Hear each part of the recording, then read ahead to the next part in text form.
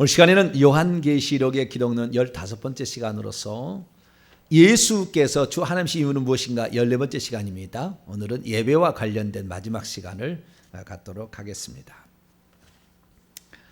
요한계시록에 나와 있는 예수님이 누구신가? 그분은 일찍 죽임을 당한 어린 양이시고 더불어서 주 하나님 전능하십니다. 이것인데요.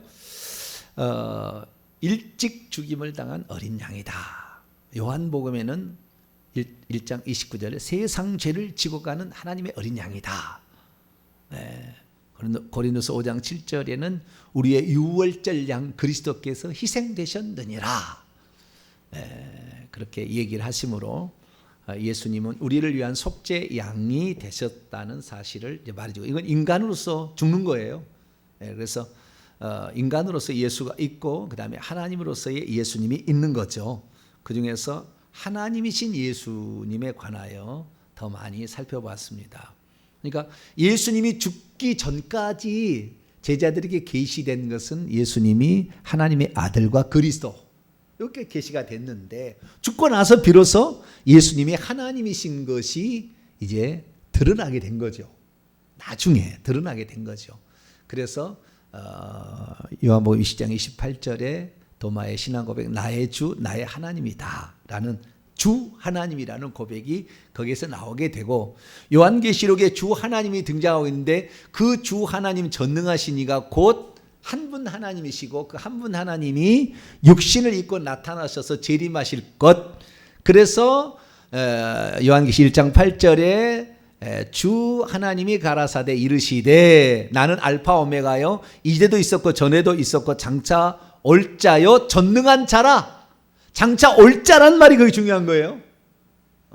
거기에 장차 올 자는 예수님을 이 땅에 오셨다 가셨으나 재림하실 예수 그리스도를 포함하고 있는 개념이거든요. 근데 요한계시 1장 4절에 가면은 성부 하나님을 소개할 때 이제도 계시고 전에도 계시고 장차 오실이라고 얘기를 하고 있어요. 그러니까 성부 하나님만이 아닌 거죠. 거기는 주 하나님을 표현하고 있는 거였죠. 주 하나님이 예수님으로 아직 오실 일이 우편에 가셔서 아직 하실 일이 하나 남아 있는 거죠. 그래서 그분이 오시게 되면 이제 다 이루었다 해서 끝낸다라는 사실까지 말씀을 드렸고요. 그래서 그분이 주 하나님 전능한 자, 그 다음에 알파 오메가, 이제도 계시고 전에도 계시고 장차 오실 자였다. 그 다음에 그분이 보좌에 앉으신 이요 세세토록 찬양을 받으실 세세토록 살아계신 이다. 거기까지 제가 이제 말씀을 드렸어요. 그래서 예수님이 그 주 하나님이신 이유에 대해서 계속 말씀을 드렸고, 특별히 마지막 시간에 이제 들어와서 벌써 세 번째인데, 이 마지막 시간에 예수님이 하나님이 받으시는 그 예배와 찬양을 흠송을 받으시는 거예요. 주 하나님께 하실 얘기를 어린 양에게도 한다, 돌린다 그 말이에요. 어린 양에게도. 그렇기 때문에 주 하나님이 아니시라면 예수님이 어떻게 그런 영광을 받을 수가 있겠는가. 그래서 우리는 예수 그리스도께서 주 하나님으로서의 경배 받으시는 그 동일한 것을 예수님에게 내 생물과 24장로와 천천만만의 천사와 모든 피조물이 하나님께 예수님에게 경배를 드리는 장면을 공부를 했습니다. 오늘은 이제 마지막 시간으로서 그 천상에 있는 존재들, 모든 피조물을 대표하는 게 네 생물입니다. 인간과 그 다음에 천사보다도 더 높은 어떤 계급에 있는 것 같아요. 그 네 생물이 있어요. 이게 원형이에요, 원형. 이 원형인데 이 네 생물과 그 다음에 이제 천사장들도 있고 인간들도 있고, 천사장 계급이 바로 24장로 계급이고, 그 다음에 이제 또 밑에 있지 않습니까? 그래서 천상의 존재들이 과연 예수님께 어떤 찬양을 드렸을까? 어떤 찬양을 드렸을까? 또한 그 주 하나님에게 이 각종 피조물들이 어떤 찬양과 경배를 돌렸을까를 한번 정리를 하고, 마지막으로서는 이게 오늘 키포인데 오늘 이것 때문에 설교가 준비된 거예요. 그것은 뭐냐면 찬양과 경배를 낚아채려는 놈이 있어요. 낚아채려는 놈이 있어. 지가 찬양과 경배를 받으려고 하는 놈이 있어요.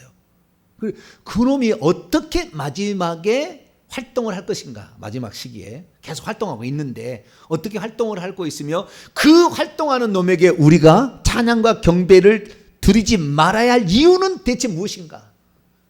그게 이제 용이요 짐승인데 그에게 절대 찬양과 경배를 드리지 말아야 할 이유는 무엇이고 만약에 그를 드려야 될 그런 위치에 서 있을 때 우리는 어떤 것을 결정할 것인가.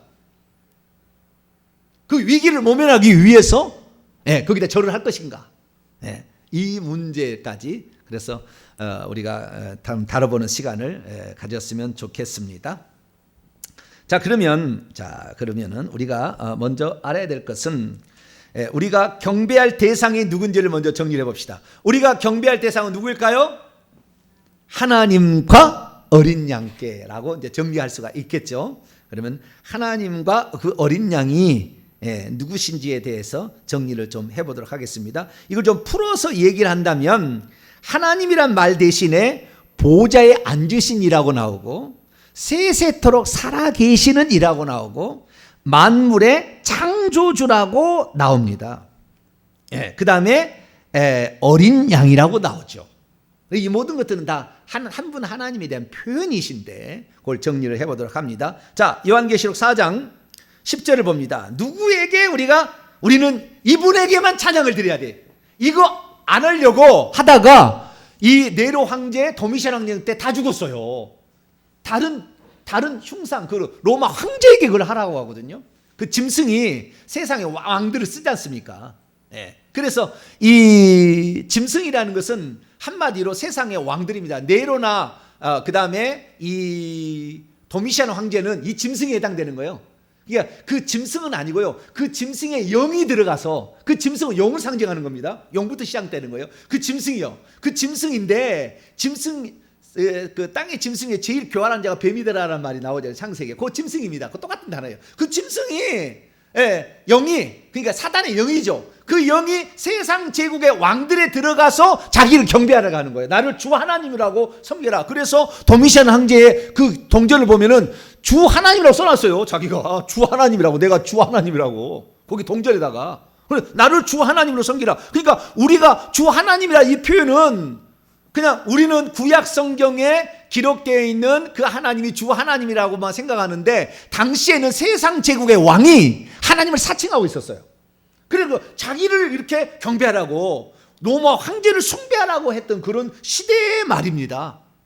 그럴 때에 우리는 과연 그 하나님 이외의 다른 존재에게 과연 이 경배를 바칠 거냐? 목숨 걸고 그것을 너는 지켜서 너 신앙의 지조를 지켜서 한 번 하나님 위에 다른 존재에게는 이걸 하지 말라고 요구하는 것이 요한계시록입니다. 그렇게 한다면 너가 죽을 수도 있고 핍박을 받을 수도 있고 죽을 수도 있으나 너 죽음 후에 왕노릇하는 엄청난 영광이 기다리고 있으니 또한 그것이 하나님의 허락하심이 아니면은 그것이 너에게 그런 순교의 은혜도 너에게 오는 것이 아니니 너희들에게 주어진 그 일에 감사하고 우리의 신앙의 지조를 지키자. 그리고 하나님 그런 자들에게 반드시 보상해 주신다. 이게 요한계시록의 또 다른 설명이에요. 그래서 우리가 누구에게 경배할 거냐. 자, 4장 10절. 여기 요 분에게만 우리가 일평생에 해야 되는 거예요. 제가 말하는 습성을 찬찬히 보니까 도올 선생하고 비슷해요. 여기에가만 주여. 안 들어보셨죠? 도올 김용욱 교수 이거에만 막 그래요. 가 들어보세요.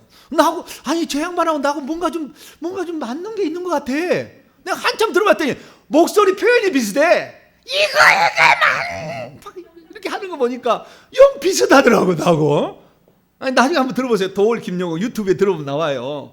그 말을 표현할 때 상당히 저하고 유사했어요. 나는 그 양반을 전혀 그 양반을 보고 내가 따라한 게 아니고 내가 어느 날 하고 있는데 어느 날 도올 그 제사 때문에 귀신이 뭔지에 대해서 그분이 설명을 해요. 유교를 갖다가. 그래서 영상을 보는데 어느 날 보니까 저하고 비슷한 톤의 말이 그게 나오는데 그 양반의 말을 들으면 쏙쏙쏙 빠져들어가요. 그 희한해 그 양반. 정병진 목사의 말도 쏙쏙쏙 빨려 들어가죠. 할렐루야. 안 그런가요? 네.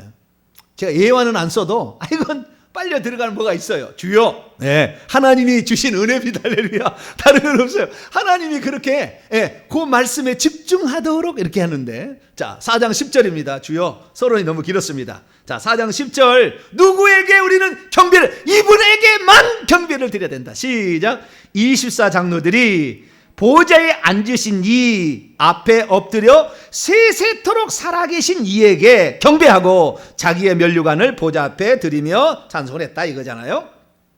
누구에게요? 보좌에 앉으신 이에게만. 원문에 보면은 이 중간태이기 때문에 보좌에 스스로 앉아 계신 이에요. 보좌에 스스로 앉아 계신 이.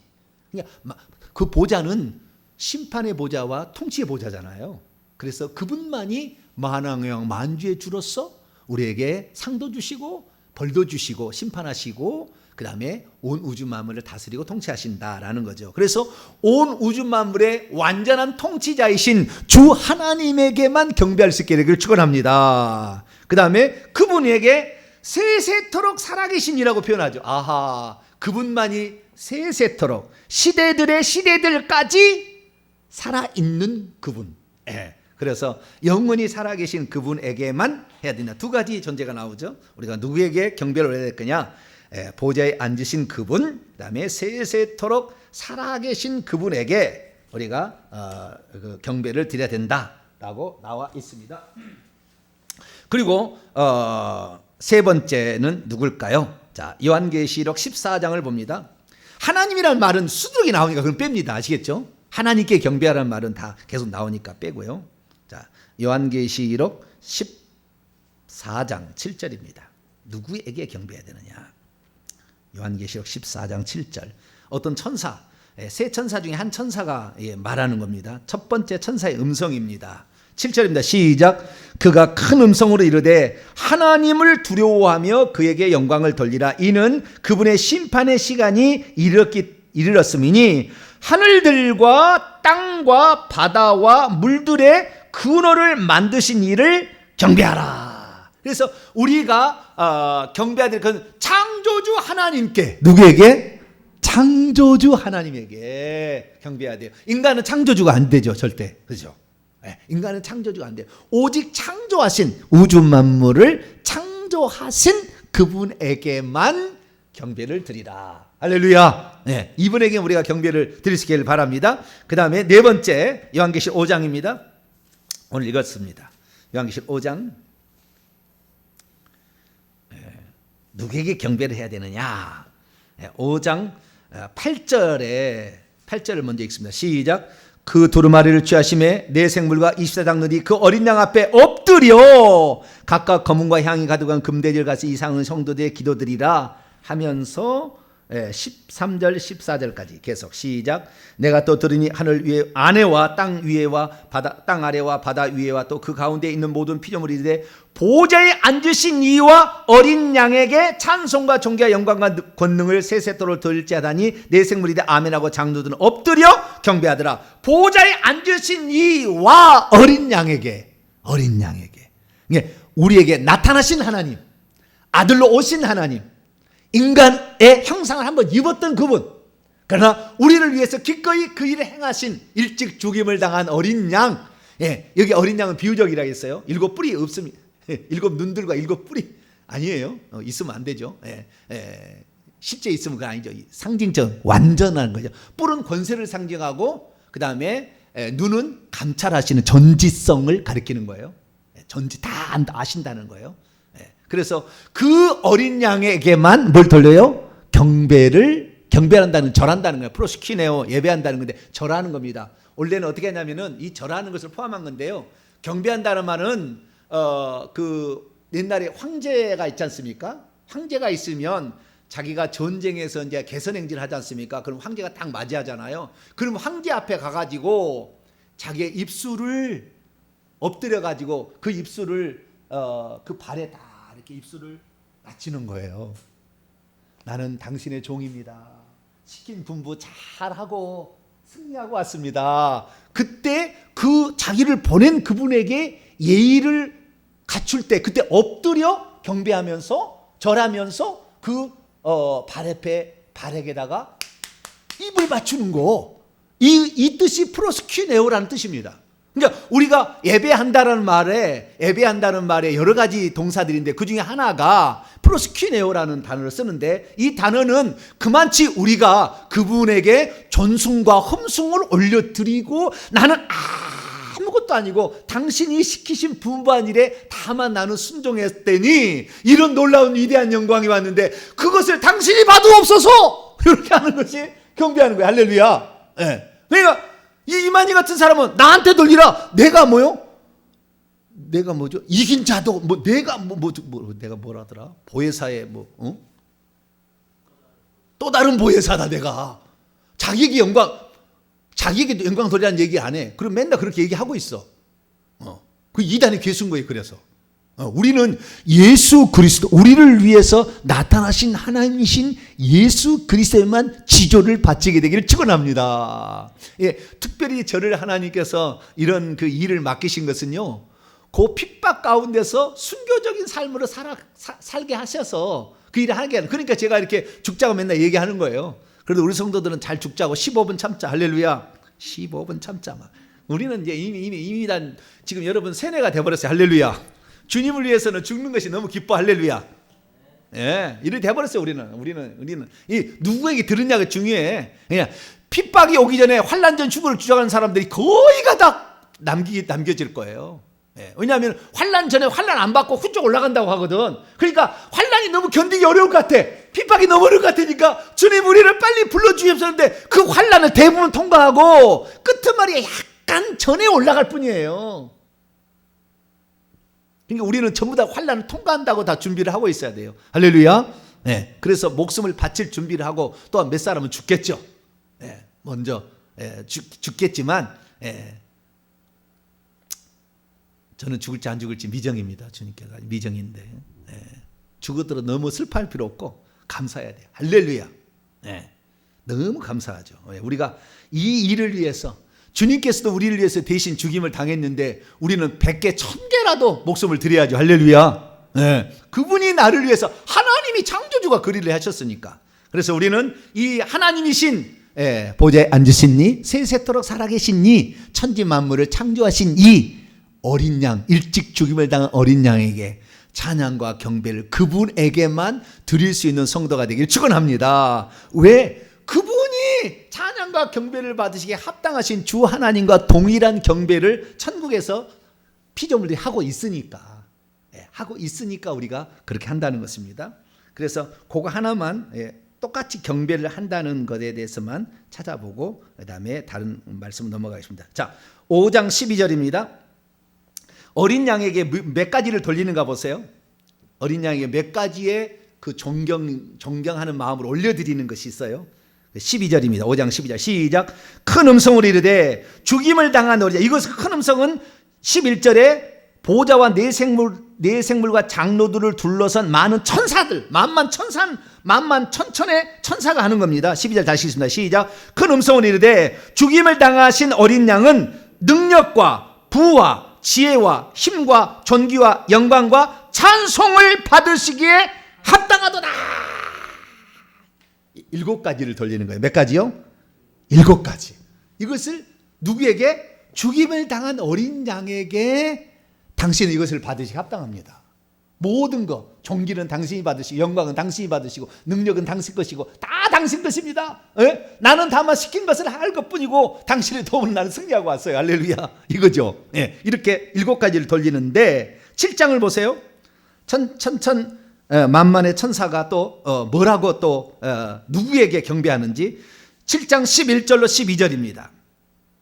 7장 11절로 12절 시작. 모든 천사들이 보좌와 장로들과 네 생물들의 주위에 서 있다가 보좌 앞에 엎드려 얼굴을 대고 하나님께 경배하여 이르되 아멘.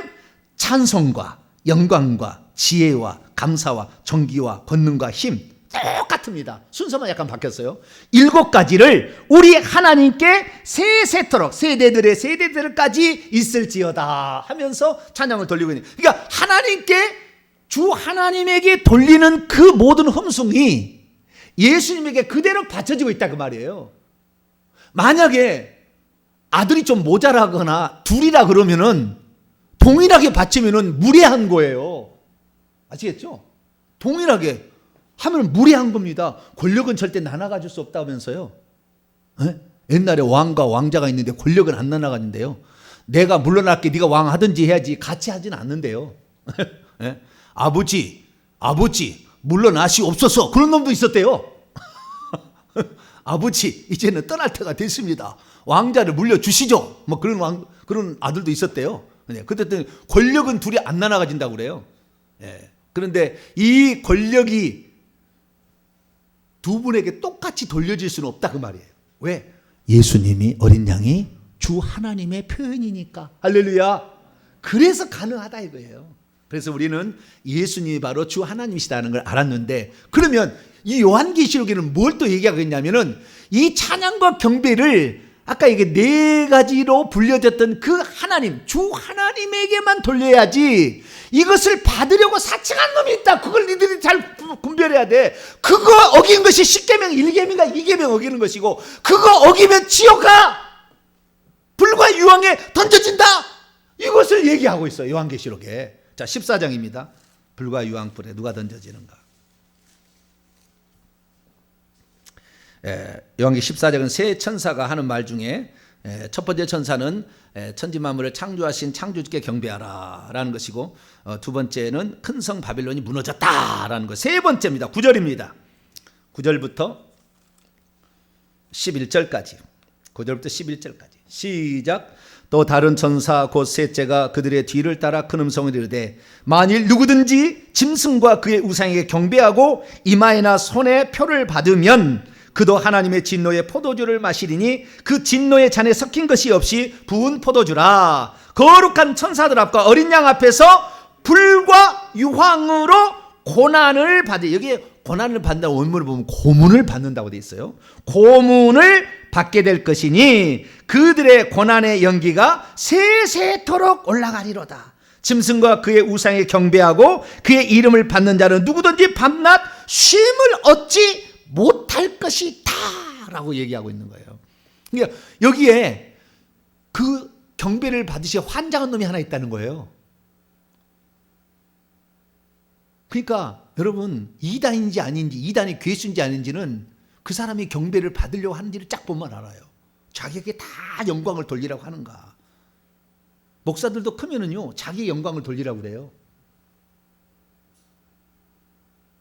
그러니까 하나님이 완전한 그가 누릴 영광을 다 뺏어 버리는 거예요.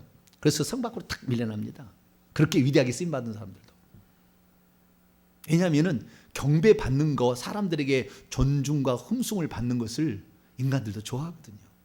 왜냐하면 마귀의 속성을 닮아. 마귀가 원래 그러려고, 자기가 그러려고 하나님을 대적한 거 아니에요? 하나님 위에 자기가 노르다가 쫓겨난 거 아니에요? 그런 속성이 있는 거죠. 그래서 그런 속성을 인간들도 선악과를 따먹으로 마귀의 말을 들었기 때문에, 그래서 예수님한테 시험할 때 세 가지 시험에 나한테 절하라 그러는 거예요. 마귀가 나한테 절하라. 절하면 내가 천하만국의 모든 영광과 능력을 너에게 주겠다. 마태복음 4장에 그렇게 얘기하지 않습니까? 그래서 이 짐승이 경배를 받게 환장한 놈이에요. 이 짐승, 영이죠 처음에는. 근데 이 놈이 그렇게 경배를 했다니, 우리는 이놈에게 절대 경배를 드리지 말아야 되는 거예요. 그런데 마지막 시대에는 용이 올라올 시점이 와요. 용이 오는 거예요. 천년왕 끝무렵에 용이 올라오는데 이놈이 이 일들을 강력하게 진행할 거예요. 그 전에도 진행합니다. 그래서 그 전에도 진행하는데, 그 전에 진행하는 놈을 요한계시록 13장에서는 바다에서 올라오는 짐승이라 이렇게 얘기해요. 이것을 첫째 짐승이라고 얘기해요. 그리고 그 다음에 이 짐승이 거의 죽었다가 다시 살아날 때 부활을 이렇게 가짜로 흉내를 낸 다음에는 땅에서 올라오는 두 뿔 가진 수양이 그를 위하여 우상을 만들고 짐승에게 경배하게 하고, 그 죽었다 살아난 첫째 짐승을 위해 경배하고 우상에게도 경배하게 합니다.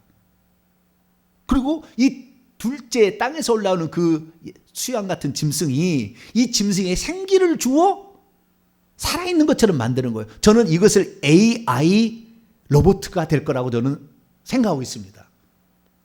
나중에 이 짐승의 우상이 나오잖아요. 그 짐승의 우상은 AI 로봇일 거예요. 아마 맞을 겁니다. 지금은 확실하게 이건 100% 맞다고 말할 수는 없어요. 나의 짐작입니다. 짐작인데 AI 로봇이 그 역할을 할 겁니다. 그래서 스스로 생각하고 스스로 판단할 수 있는 이러한 존재가 지금 이미 나오고 있잖아요. 그래서 엄청난 고성능의 이 AI 로봇가 결국에 인간처럼 나오게 될 거예요. 그때가 제가 생각할 때는 2027년 정도 되면 상용화되지 않겠나 싶습니다.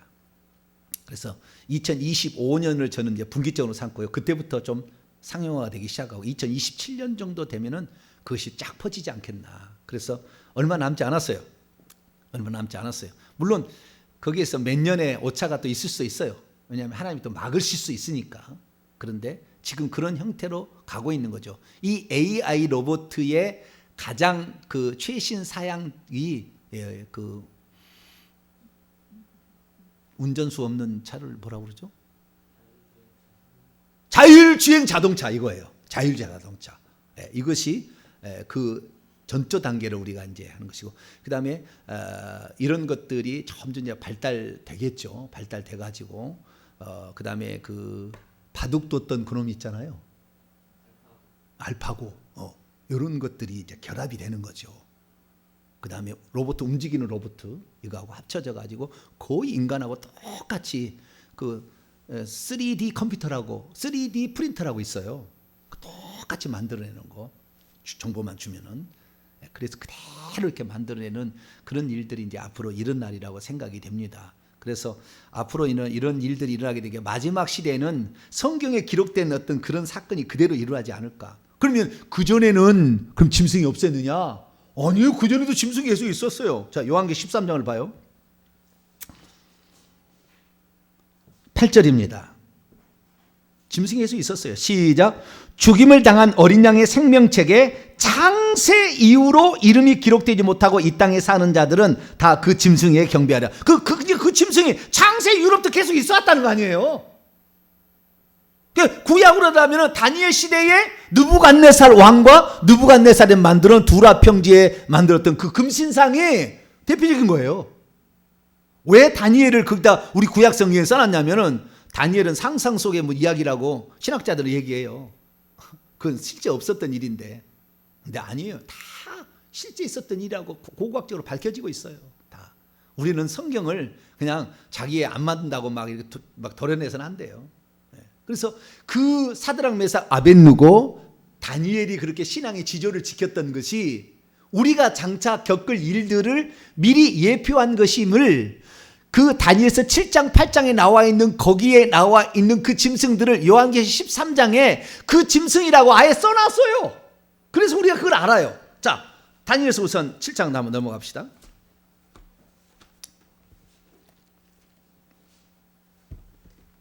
다니엘서 7장.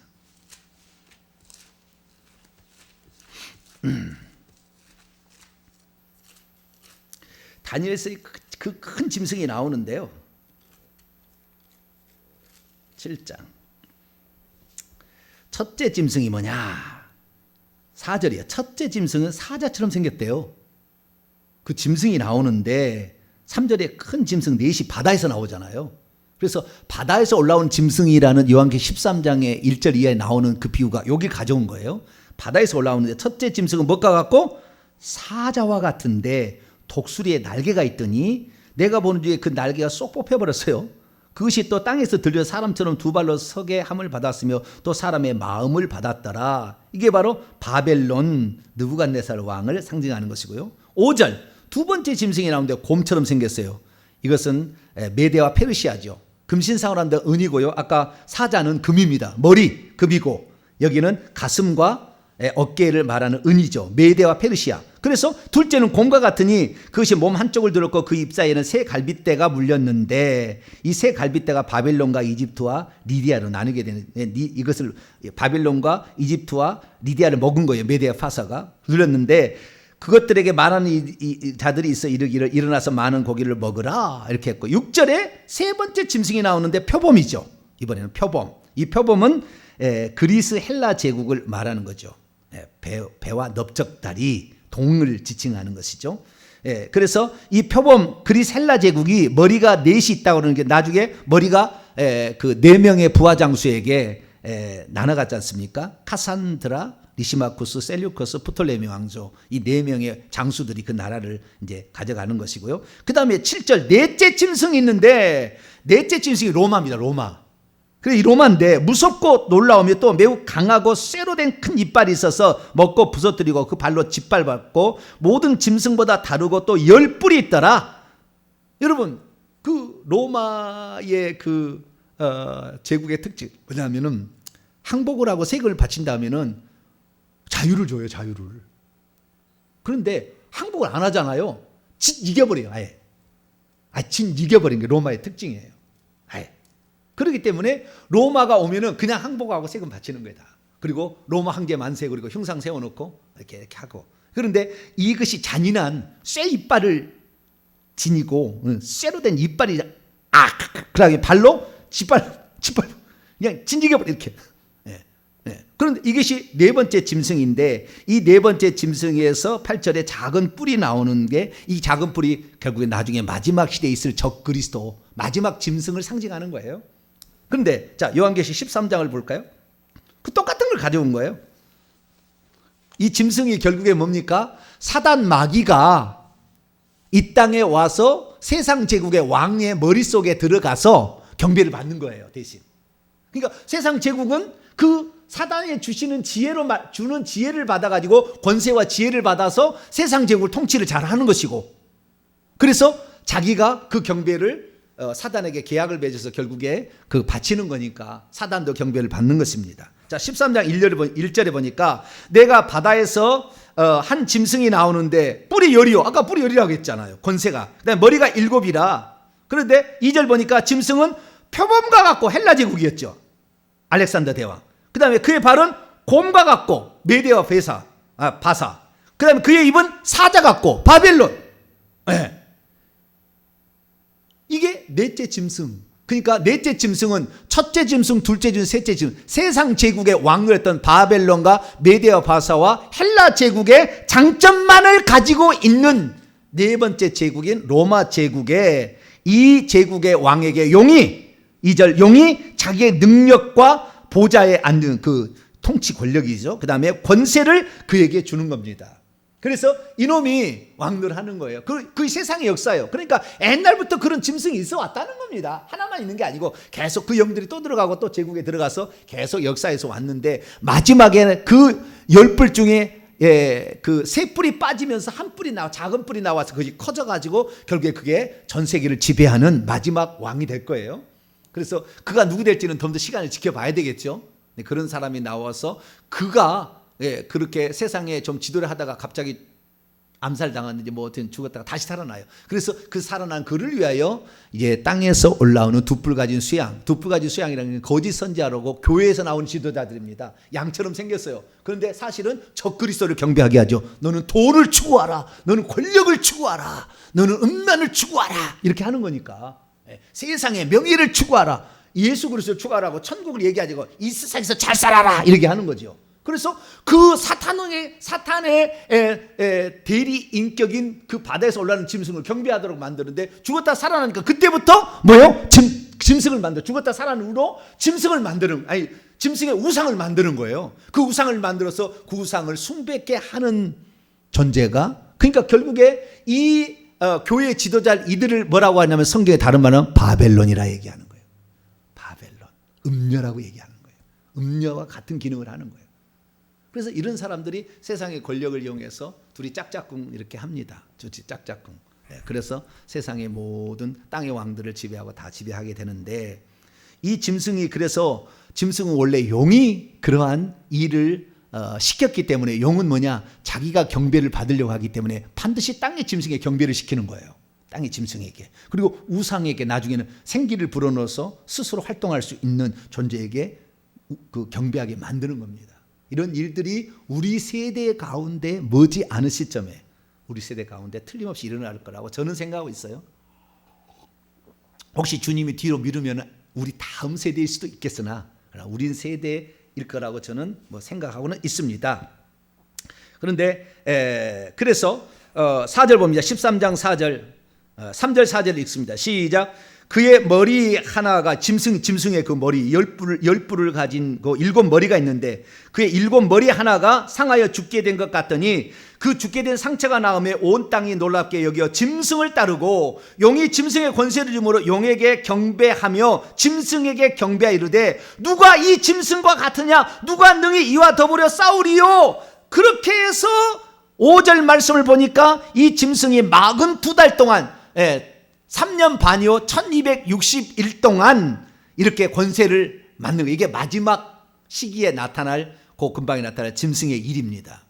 그래서 이 짐승의 끄트머리에 3년 반이 끄트머리에 용이 올라오는 거예요. 이렇게 하다가 용이 올라온 끄트머리에. 그래서 아마겟돈 전쟁으로 끝나는 거예요. 그래서 요 끝에 올라오는 기간이 짧아요. 그래서 휴거 일어나는 거 짐승이 지배하는 기간의 끄트머리 가기 때문에 우리는 환란을 통과한다고 다 생각해야지. 환란 전에 올라간다는 사람은 나중에 다 크고닥지 그 환란 못 견디고 다 부인할 거예요. 용 경배할 겁니다. 짐승.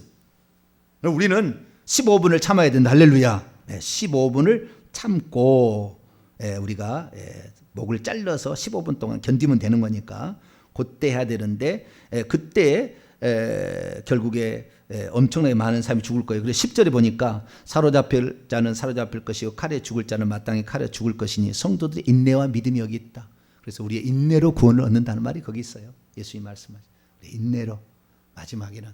그래서 우리가 이런 그 짐승에게 경배를 하도록 만드는 놈이 용인데 자신을 대신해서 보낸 거니까. 그래서 우리는 이 짐승에 경배를 해야 된다고 말한다고요? 절대 안 된다. 이때는 우리가 물러서면 안 돼요. 국가적 의례다. 여러분 옛날에 우리 그 초등학교 때 우리는 학교만 가면은 국기에 대한 경례. 그러면 다 했잖아. 빰빰빰 빰빰빰 빠라바라 안 했나요? 그랬죠. 나오잖아요. 그 다음에 순국 선열들의 묵념 국민교육 헌장 낭독. 나는 자랑스러운 다 잊어버렸네. 아이고. 민족 중국의 역사적 사명을 띠고 이 땅에 태어났다. 조상의 의를 오늘에 되살려 안으로는 자주 독립에 확립하고 다 잊어버렸네. 자, 우리가 그렇게 했어요. 묵념해야 될까요? 말해야 될까요? 국기에 대한 경륜을 해야 될까요? 말해야 될까요? 국기에 대한 경륜을 해야 돼요? 말해야 돼요?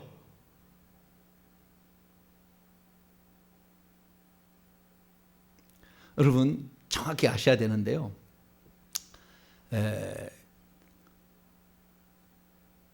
죽은 자는 우리가 경배를 절을 하게 되면 죽은 자 속에 누가 들었어요? 악한 영이 많이 들었잖아요. 절을 하면은 나는 그의 종입니다는 뜻이에요. 나는 당신의 종입니다. 그러니까 절하죠. 아침마다 오면 옛날에 우리 양반이었을 때 우리 종들이 와서 주인 어르신 오늘 뭘 할까요? 이랬잖아요. 절한다는 것은 그 종이라는 거예요. 그러니까 절대 죽은 자 앞에 고개를 숙이거나 묵념하지 마세요. 즉시 옵니다. 그 영들이. 그런데 그 물질이잖아요. 그건 인격체고 그다음에 거기에 영이 붙어 있는데 당산나무에다가 절을 한다고 합시다. 당산나무는 영이 있어요, 없어요? 원래는 없죠. 나무가 무슨 영이 있겠어요. 그런데 자꾸 거기다 절을 하면 영들이 달라붙는 거예요, 거기에. 자꾸 경배를 하면. 그래서 국기에 대한 경례하는 것도 제가 볼 때는 좋은 거 아니에요. 그게 좋은 건 아니에요. 국가에 대한 예의다. 그렇게 얘기하는데 그렇게 좋은 건 아니다. 그러나 죽은 자들에 대해서 하는 것은 직접적이다. 그런데 순국 선열될 묵념은 죽은 자들에 대해 묵념하는 거잖아요. 하지 말아야 되는 거예요, 여러분. 아시겠죠? 그거 하지 마세요. 그거 하면은 다 영 들어오는 겁니다. 그래서 죽은 자들에 대해서 예의를 갖추는 것은 하지 말아야 된다. 그러나 산 자들에게 얘기하는 것은 그래도 좀 봐줄 만하다. 그래서 산 자들이 인사하는 것은 그래도 봐줄 만하다. 근데 죽은 자들은 그 죽은 자들 속에 있는 영이 어디에 들어가려고 지금 숙주를 찾고 있는데 나에게 들어옵시오 라고 하는 것이니까 절대 추대배 장례배 그때 가서 죽은 자들에게 꽃을 바치거나 거기다 절을 해서 절대 안 된다라는 걸 알 수 있습니다. 그래서 우리가 결국에 666 표를 받는다는 것은 영적인 표시입니다. 우리가 어린 양의 이름이 여기에 새겨진다, 이마에 새겨진다. 제 이마에 어린 양의 이름이 있어요, 없어요? 네? 네? 어린 양의 이름이 보여요, 안 보여요? 십자가로 보이나? 안 보이잖아요. 영적인 표시야. 마찬가지예요. 666 표도 마찬가지일 거예요. 영적으로 짐승이 경배하면 짐승이 내 소유라고 치는 인입니다. 네. 그런 어떤 사람이 그러면 666 표를 주느냐? 그 경배한 자에게 주는 겁니다. 자, 13장 15절 14절 이해를 위해서 14절부터 시작. 짐승 앞에서 받은 바 이적을 행함으로 땅에 거하는 자들을 미혹하여 땅에 거하는 자들의 이르기를. 둘째 짐승, 그 땅에 올라온 짐승이 그런다는 거예요. 칼에 상하였다가 살아난 첫째 짐승을 위하여 우상을 만들라 말하더라. 그가 권세를 받아 그 짐승의 우상에게 만든다면 우상에게 생기를 주어 그 짐승의 우상에 말하게 하고 사람처럼 또 짐승의 우상에 경배하지 아니하는 자든 몇이든지 자 죽이게 하더라. 그가 모든 자 곧 작은 자나 큰 자나 부자나 가난한 자나 자유나 종들이나 그 오른손의 이마에게 표를 받게 하고 경배하지 아니한 자는 죽이고 경배하는 자들에게 표를 받게 하고 이 표를 받은 자 외에는 매매를 하지 못하게 하는 이 표는 짐승의 이름이나 곧 이름의 수다. 경배하는 자들에게 영적으로 쳐지는 거예요. 사드락 메삭 아벳느고를 제외한 다니엘을 제외한 나머지가 경배했잖아요. 그때 다 이마에 쳐진 거예요. 사단의 표시가 666 표시가. 그래서 꼭 666 표시는 눈에 보이는 그것만 생각하지 마세요. 영적으로 다 그러는 거예요. 물론 육적으로 보이는 것도 나타날 수도 있지만 영적으로 그러는 거니까 우리는 절대 우상에 경배하지 말아야 된다. 우상에 경배하면 고난의 연기가 불과 유황으로 타는 고난의 연기가 세세토록 올라가는 그곳에 떨어져서 밤낮 쉼을 얻지 못하고 고통을 받는 거니까 절대 우리는 이 짐승을 경배하지 말게 되길 바랍니다. 혹시 예수 그리스도를 안 믿어서 짐승에 경배하라면 다 경배하겠죠? 그러면 짐승을 경배하는 자들에게는 어떤 증상이 나타나는 줄 아세요? 자, 요한계시록 16장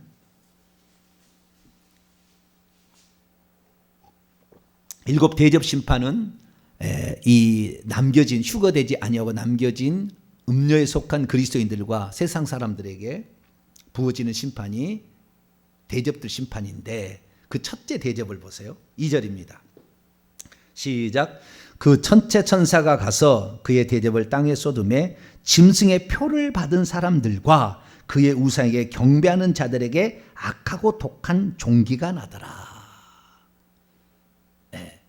그 애굽에 10가지 재앙 내릴 때 그 독한 종기가 나타나지 않습니까? 다 경배했다는 거잖아요. 그래서 마찬가지로 그러한 어떤 피부병 이런 것들이 급속하게 나중에 퍼질 거예요.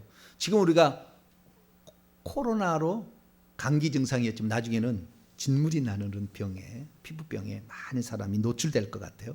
이것이 방사성이 노출돼서 그럴지 난 몰라요. 어떻게 될지는 모르지만 좌우지간 독한 종기가 난다고 하니까 계속 고치지 않는 이런 병에 시달리는 전염병이 될지 잘 모르겠지만 그런 일들이 나중에 그 짐승의 표를 받은 자들에 난다. 그런 고통을 받느니 짐승표 안 받고 그냥 죽어서 빨리 천국 가면 나아요. 할렐루야. 너무나 좋죠. 이런 고통을 안 받고 우리가 산다는 게 얼마나 좋아요. 대환란에 남겨져서 결국에 얼마나 힘들면 돌과 바위가 나 위에 좀 무너져라고 요청할 정도 된다니까. 그 정도로 고통을 우리가 받지 않으려면 순교할 수 있는 기회 될 때, 자, 지금부터 여기서부터 예수 믿고 표 안 받을 사람 이리 쓰고 예수 안 믿고 표 받아서 경제적으로 어렵지 않은 사람 여기 살아. 그러면 기꺼이 이쪽으로 팍 가야 돼. 할렐루야. 이 기회는 둘도 없는 기회다. 이런 기회가 얼마나 좋아요. 이런 기회가 너무 좋잖아요. 이쪽으로 팍 가는 거예요. 그래도 팍 죽임을 당하는 거죠. 그러면 바로 천국이다. 너무나 좋아. 그래서 그때가 만약에 우리가 그런 시기가 된다고 한다면 줄을 잘 쓰시길 바랍니다. 예, 이리저리. 그때 주님 부인하면 그 부인하고 표 받아서 종기로 시달리고 남겨져 가지고 그 나중에 적그리스도의 군대에 속해서 총알바지 되는 거예요. 그러니까 그쪽으로 갈 것인지 이쪽으로 갈 것인지 양당 간에 결정을 하시오. 할렐루야. 양당 간에 우리는 결정을 해야 되는데 우리는 이쪽으로 결정을 해야 되겠습니다. 그래서 우리가 표를 받지 말아야 되는데 그러면 끝까지 그 표를 받지 아니하고 짐승에 경배하지 않고 표를 받지 아니하고 하나님만 섬겼던 자들에게는 어떤 은혜가 있는가? 그 은혜를 이제 살펴보도록 하겠습니다. 자, 15장. 이제 거의 다 왔어요. 네. 그러면 경배하지 않은 자에게 어떤 은혜가 주어지는가라는 거예요. 네. 그분은 하나님의 보좌 앞에 가는 영광이 있습니다. 할렐루야. 네. 평소 때 믿음이 안 좋은 자들도 그 순간에 줄을 잘 서야 돼. 죽임 당하는 쪽이 줄을 딱 서버려야 돼. 할렐루야. 평소 때 예수 잘 믿고 잘 하다가 그 순간에 이쪽으로 가면 안 돼. 경배하는 이쪽으로 가면 안 돼. 경배 안 하고 죽임 당하는 이쪽에 딱 줄을 서야 돼요. 자, 15장 2절부터 4절까지 말씀 보니까 천국에 바로 어린 양의 보좌 앞으로 쫙 가가지고 그 어마어마한 유리 바닷가에 딱 서서 찬송을 하는 겁니다. 자, 2절과 4절까지 2절부터 4절까지 시작. 또 내가 보니 불이 섞인 유리 바다 같은 것이 있고 짐승과 그의 우상과 그의 이름의 수를 이기고 벗어난 자들이 유리 바닷가에 서서 하나님의 검은 거를 가지고 하나님의 종 모세의 노래 어린 양의 노래를 불러 이르되 주 하나님 곧 전능하신 이시여 하시는 일이 크고 놀라우시도다. 만국의 왕이시여 주의 길이 의롭고 참되시도다. 주여 누가 주의 이름을 두려워하지 아니하며 영화롭게 하지 아니하오리까. 오직 주만 거룩하시니이다. 주의 의로운 일이 나타났음에 만국이 와서 주께 경배하리다 하고 찬송을 부릅니다. 근데 여기에서 불이 섞인 유리 바다라고 그러잖아요. 여러분, 불하고요 물하고는 같답니다. 원래는 나타난 현상이 다를 뿐이지. 천국에 가면은 이것이 물이고 불이고 불이고 물이래요. 그러니까 하나님 보좌로부터 구약에는 불이 흘러내리는 것을 에스겔 선지자는 보는데 요한계시로 보면은 생명수가 흐르는 걸 보잖아요. 같은 거라는 거예요. 같은 거. 물과 그 불이 원래는 같다고 그래요. 그 원소를 연구한 사람은 알더라고요. 그것을. 네. 그래서 여기에 불이 섞인 유리 바다라는 것은 결국에 뭡니까? 물인데 불 같은 어려운 연단을 이기고 유리 바닷가에 왔다는 거예요. 그래서 강을 건너온 거예요. 모세의 노래를 부르는 것은 뭐예요? 모세가 언제 노래를 불렀습니까? 홍해를 건넌 다음에 모세 노래가 불렀잖아요. 미리암이 찬송을 했잖아요. 그래서 적으로부터 완전히 이제 벗어나서 하나님의 땅으로 들어온 자들이 노래하는 것이 모세의 노래니까 이제 예수 그리스도를 믿고 이제 그 짐승의 수를 죽임을 당했든지 어쨌든 어떻게 됐든 간에 그걸 이기고 이제 하늘의 요단강에 건너듯이 그 바다, 하늘의 바다가 유리바다인데 그 바다를 건너서 사람들이 찬송을 한다는 거예요. 우리는 이 바다를 건너왔습니다. 이 고난의 바다, 죽음의 바다, 핍박의 바다를 우리는 건너왔습니다. 할렐루야. 찬양을 한다는 거예요. 그러니까 틀림없이 지옥에 가고 틀림없이 어린 양의 신부가 되는 거예요. 그런데도 환난이 있기 전에 훌쩍 올라간다. 이렇게 지금 환난 전 휴거 주장하다가 나중에 환난 진짜 닥치면은 그 15분 못 참아가지고 주님 부인할 사람 꽉 찼습니다. 꽉 찼어요. 여러분들은 그냥 환난은 다 통과하신다 생각하세요. 생각하시고 이렇게 가시면 좋겠습니다. 그래서 여기에 보니까 천국에 들어간다. 하나님 보좌 앞으로 간다. 이 사람들은 짐승과 그의 표를 받지 아니하고 우상 경배하지 아니한 자는 간다라는 것이고요. 또 한 번 더 하겠습니다. 20장 마지막입니다. 4절 20장 4절 주님이 오시기 전에 이런 짐승의 환난과 주기철 목사 같은 경우죠. 주님 오시기 전에 그 다음에 초기 교회 로마 황제에게 핍박을 받은 이런 사람들이 4절이죠. 이런 사람이 해당되는 거죠. 4절입니다. 시작. 또 내가 보좌들을 보니 거기에 앉은 자들이 있어요. 이건 24장로들입니다. 심판하는 권세를 받았더라. 또 내가 보니 예수를 증언함과 하나님 말씀 때문에 목배임을 당한 자들의 영혼들과 또 짐승과 그의 우상에게 경배하지도 아니하고 그들의 이마와 손에 그의 표를 받지 않은 자들이 살아서 그리스도와 더불어 1000년 동안 왕노한다. 먼저 주님 재림 전에 먼저 이렇게 순교를 통해서 주님 나라 가면 1000년 동안 왕노릇하는 자가 되고, 이런 사람들은 6절에 보니까 첫째 부활에 참여하게 되는데 복이 있고 거룩하도다. 둘째 사망이, 주님과 영원한 이별은 절대 없을 거다. 네, 반드시 그리스도의 제사장이 되어 1000년 동안 그들이 왕노릇 할 거다. 그러니까 순교자들은 왕의 반열에 들어가요. 그러니까 모두가 다 순교가 안 될 거예요. 그거 다 하나님 허락하시고 그런 자들이 되는 겁니다만은, 그 순간에 우리는 기꺼이 주님 위해서 목숨을 바치심으로, 그 순교자의 그 왕노릇 하는 자의 원래 자리가 있었는데 무서워서 거부해서 도망친 놈들 있잖아요. 그런 놈들 자리에 여러분이 쏙 들어가면 돼요. 할렐루야. 네, 그런 자들이 있어. 예정돼 있었지만, 네, 천국에서 미리 예정해서 이 땅에 보냈는데 그 복까지도 예비돼 있었는데 결국에 그 복을 거둬 찬 사람이 있거든요. 그럼 그 자리에 들어갈 수 있으니까. 또 주님께서는 14만 4천 명에 10개도 만들 수 있으니까, 주님을 위해서 자신의 목숨을 바쳤다는데 주님께서 가만 놔두시겠어요? 예, 그런다는 복을 주시니까 기꺼이 하나님께 경배하지 말고, 경배하고 목숨을 바친 자들은 최소 천국에 들어가고 왕노릇까지 할 수 있다. 할렐루야. 네, 그러니까 이 마지막 시대 우리의 경배할 대상은 사단, 마귀, 용 이게 아니고 오직 한 분 하나님이신 예수 그리스도께만 우리의 찬양과 경배를 꼭 바침으로 말미암아 우리들이 여기 이들이 이긴 자들이거든요. 이긴 자들이 되셔서 가지고 천국에 들어갈 때, 기왕이면 천국에 들어갈 때 우리는 면류관 쓰고 왕노릇하고 보좌 자리에 앉을 수 있는 그런 성도가 될 수 있기를 바랍니다. 정리하겠습니다. 예수 그리스도는 한 분 하나님이 우리를 위해서, 이제 다음에 배웠습니다, 인간이 되어 오신, 아들로 오신 분이시다. 네, 그분이 결국에 부활 후에 비로소 자신의 모든 것이 다 드러나기 시작했는데 주 하나님이셨다. 그래서 우리는 그 주 하나님에게만 찬양과 경배를 올리는 저와 여러분 되시기를 간절히 바랍니다. 거룩하신 하나님 감사합니다. 오늘 예수 믿는 사람들이 환난 전 휴거, 환난 중간 휴거, 환난 휴거만 얘기하지만 결국에 수많은 성도들이 그 짐승의 치하에서 고통을 받는다고 했습니다. 그래서 너무 그것이 오래될까 봐 주님께서는 환난의 날을 감해준다고 말씀을 하셨습니다. 주님, 그러기에 우리는 환난을 잘 준비하고 대비하여서 어떠한 상황에서도 주 예수 그리스도 이외에, 우리 하나님 이외에 다른 존재에게 경배하거나 우상에게 경배하지 않게 하여 주시고 예수 그리스도에게만 우리의 지조를 바치게 도와 주시옵소서. 우리 주 예수 그리스도의 이름으로 기도하옵나이다.